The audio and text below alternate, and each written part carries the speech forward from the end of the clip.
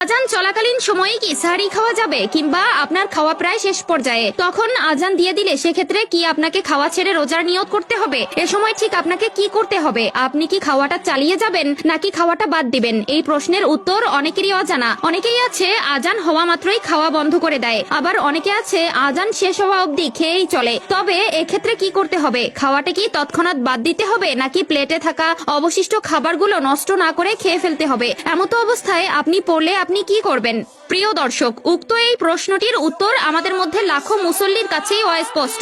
আমাদের মধ্যে তিন ধরনের মুসলিম আছে যারা এরূপ সময় তিন ধরনের কাজ করে, যাদের মধ্যে একদল আজান হওয়া মাত্রই খাবার খাওয়া বন্ধ করে, আর একদল আজান শেষ হওয়া অবধি খাওয়া চালিয়ে যায়, এবং তৃতীয় দল সহি নিয়ম অনুসারে সেহরি করে। তবে উক্ত প্রথম দুই দলের মধ্যে কোনটি সঠিক তা জানা নেই অনেকেরই। আজকের এই ভিডিওতে আমরা এটা সম্পর্কে আলোচনা করতে চলেছি। কাজেই আপনি যদি একজন মুসলিম হন এবং উক্ত বিষয়টি সম্পর্কে সহিভাবে না জেনে থাকেন, তবে এই ভিডিওটি এড়িয়ে যাওয়া আপনার মোটেই ঠিক হবে না। কেননা হতে পারে ছোট্ট এই একটি ভুলে আপনার সেহরি করাটা সেহরির বদলে সকালের পানাহারে পরিণত হতে পারে, এবং আপনার রোজাটি নাও হতে পারে। তাই ভিডিওটি সম্পূর্ণ দেখুন এবং ছড়িয়ে দিন আপনার সকল মুসলিম ভাই ও বোনদের মধ্যে। এবং আপনি যদি আসন্ন এই রমজান মাসে সবগুলো রোজা রাখার নিয়ত করে থাকেন, তবে কমেন্টে একবার আলহামদুলিল্লাহ লিখে যাবেন। তো চলুন ভিডিওটি শুরু করা যাক। প্রিয় দর্শক, সেহরির সময় ঠিক কতটুকু তা নিয়ে নানান হাদিসে নানান ধরনের মতবাদ রয়েছে। তবে জোরালো মতবাদ রয়েছে মাত্র তিনটি, যার মধ্যে সূরা আল বাকারার আয়াত নম্বর 187-তে বর্ণিত আছে, আল্লাহ তাআলা বলেন, তোমরা পানাহার করো যতক্ষণ না ফজরের সাদা রেখা কালো রেখা থেকে স্পষ্ট হয়ে যায়।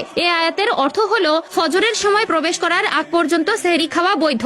এছাড়াও হযরত ইবনে ওমর রাদিয়াল্লাহু তাআলা আনহু থেকে বর্ণিত, রাসূলুল্লাহ সাল্লাল্লাহু আলাইহি ওয়াসাল্লাম বলেছিলেন, বিলাল রাত্রের একবার আজান দিবে, কাজেই তোমরা ইবনে উম্মে মাকতুমের আজান শোনা পর্যন্ত পানাহার করো। বুখারী শরীফ 1919, মুসলিম 1092। উক্ত হাদিসে বলা হয়েছে বিলাল রাদিয়াল্লাহু তাআলা আনহু রাতের শেষ ভাগে আজান দিতেন যাতে মানুষের ঘুম ভাঙে এবং সেহরির জন্য প্রস্তুতি নিতে পারে। কিন্তু ইবনে উম্মে মাকতুম রাদিয়াল্লাহু তাআলা আনহু যখন আজান দিতেন তখন ফজর সত্যিই হয়ে যেত, এবং সেই আজানের ধ্বনি শোনা মাত্রই সেহরি খাওয়া বন্ধ করা হতো। এছাড়াও আবু হুরায়রা রাদিয়াল্লাহু তাআলা আনহু হতে বর্ণিত, রাসূলুল্লাহ সাল্লাল্লাহু আলাইহি ওয়াসাল্লাম বলেছেন, তোমাদের কেউ যখন আজান শুনে এবং তার হাতে কোনো পাত্র থাকে, তাহলে সে যেন তা শেষ না করা পর্যন্ত পানাহার করে। আবু দাউদ 2350, ইবনে মাজাহ 1690, সহিহ আলবানী। এই হাদিস দ্বারা বোঝায় যে যদি আজান শুরু হয়ে যায় এবং কারো হাতে খাবার বা পানি থাকে, তবে সে যেন তার শেষ করতে পারে, তবে দীর্ঘ সময়ে না নিয়ে দ্রুত শেষ করবে। তাই বলে এটা নয় যে আপনি খাওয়া শুরু করলেন এবং আজান দিল আর আপনি পুরো খাবারটাই আজানের পরে খেলেন।